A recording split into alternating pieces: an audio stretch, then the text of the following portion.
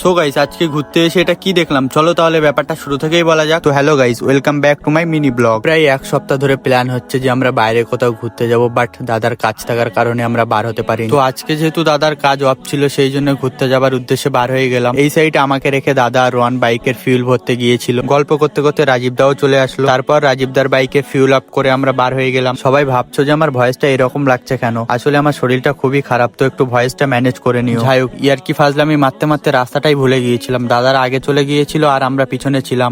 এই সাইডে অনেক কষ্টের পর একসাথে হলাম। তারপরে দাদা যা ভরে দিচ্ছিল কি আর বলবো। একটা কথা তো তোমাদের সাথে শেয়ার করা হয়নি যে আজকে আমরা কোথায় ঘুরতে যাচ্ছি। আজকে ঘুরতে যাচ্ছি এয়ারক্রাফট মিউজিয়ামে। 1 ঘন্টা মতো বাইক জার্নি করার পর ফাইনালি এয়ারক্রাফট মিউজিয়ামে চলে আসলাম। এই সাইডে টিকিট কাটা কমপ্লিট করে ভিতরের দিকে যাচ্ছিলাম, আর ভিতরে আসতেই এত বড় একটা প্লেন দেখে আমি তো ভাই অবাক হয়ে গেলাম। রোহান হঠাৎ করে বলে উঠলো, যদি এই প্লেনটা আজকে বাই চান্স অন হয়ে যায় তাহলে আমি দুবাই চলে যাব।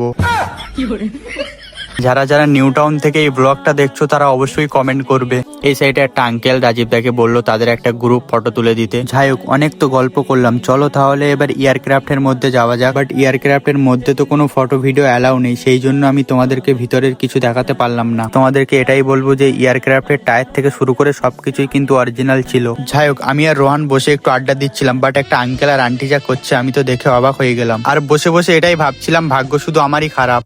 এইসব দেখে না সহ্য করতে পেরে বাড়ির দিকে রওনা দিচ্ছিলাম। তো আজকের এই সুন্দর ব্লগটা এতটুকু ছিল। দেখা হচ্ছে এই ব্লগের পার্ট 2 এ। বাই।